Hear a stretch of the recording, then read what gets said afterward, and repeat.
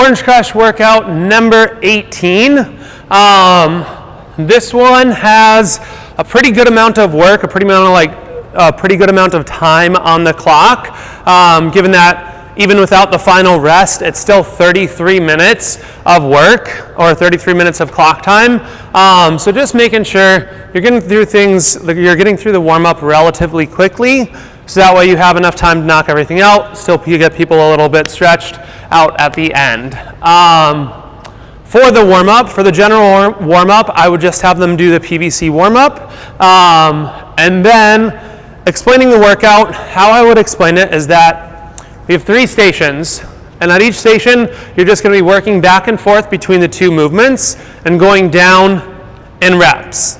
The rep scheme is a little bit confusing, more so for ladies than for guys, but like I said, it goes down in reps. So guys are going to do, it says on the TV screen, guys cardio reps, ladies cardio reps, and then the strength reps. For guys, the cardio and the strength is the same, so that should be pretty simple and straightforward.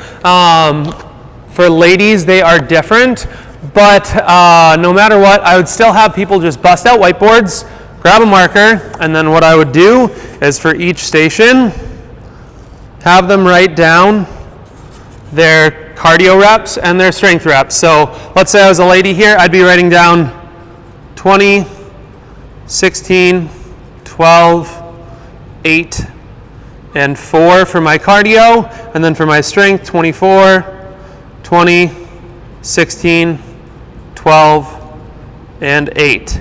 And then, again, do that for each station. And then as they go, they will just wipe off what they completed. So I did my 20, again, I'm a lady here, so for this first station where it's biking in inverted rows, I did my 20 calorie bike, wipe that off. Do my 24 inverted rows, wipe that off. Do my 16 cal bike, wipe it, 20, wipe it, so on and so forth. Again, this is going to be the easiest way to keep everybody having the reps make sense. So maybe just after the specific warm-up, before you have them go, make sure that everybody writes it down and understands that. And again, it's 2 movements. You're working back and forth between the 2 movements. You're going down in reps for 9 minutes, and then you'll have 3 minutes of rest before you hit the next station. So we're trying to go pretty freaking hard here since we're getting a good 3 minutes of rest. That's a pretty good amount of rest between stations. For the specific warm-up, have people do 10 easy reps of inverted rows, of dumbbell hip thrusts, and of chest presses. And then have people do a set of 15 of of what they think they're going to be using for their working weight of inverted rows, hip thrusts, and chest presses.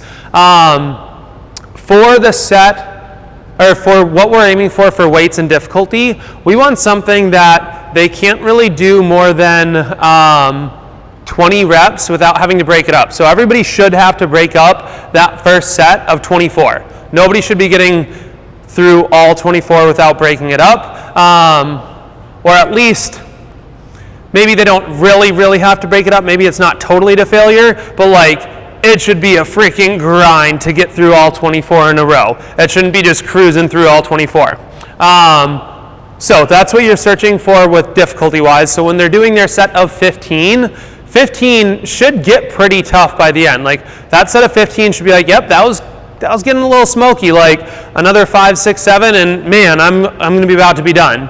So, with that, inverted rows, for the first station, I would have the bikes set up kind of in the gaps, so that way people can do their inverted rows here and not get in the way of the bikes.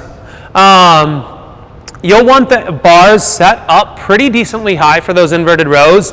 Normally we don't do a set of 24 inverted rows, so people aren't necessarily going to be used to that. I would say maybe having one rack set up at 4 up, another rack set up at maybe 2 or 3 up, and then another rack maybe set up at 1 or 2 up. Again, that's where those J-cups sit with the barbell in there.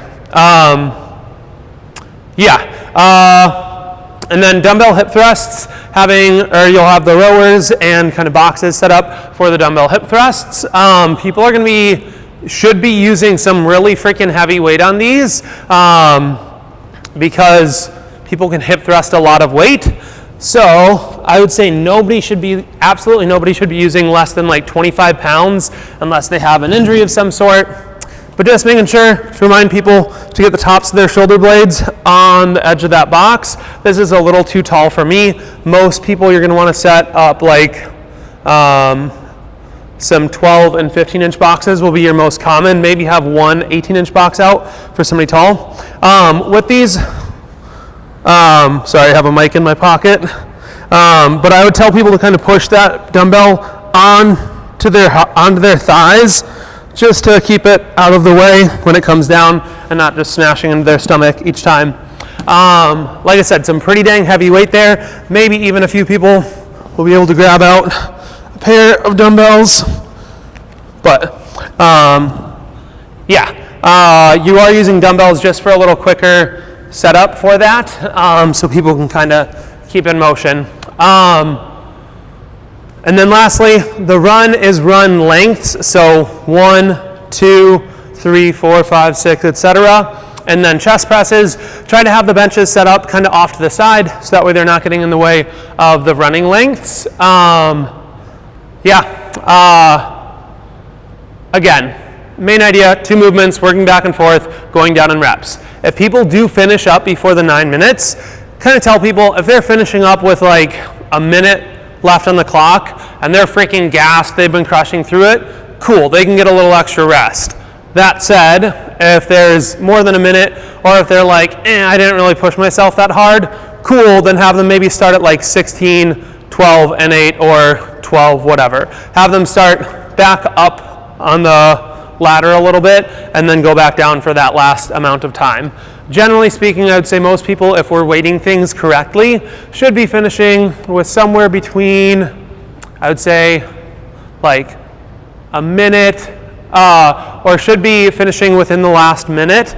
Again, if we're weighting things pretty correct. Some people might not finish, that's okay. The point is not necessarily that everybody is for sure finishing. So yeah, let me know if you have any questions.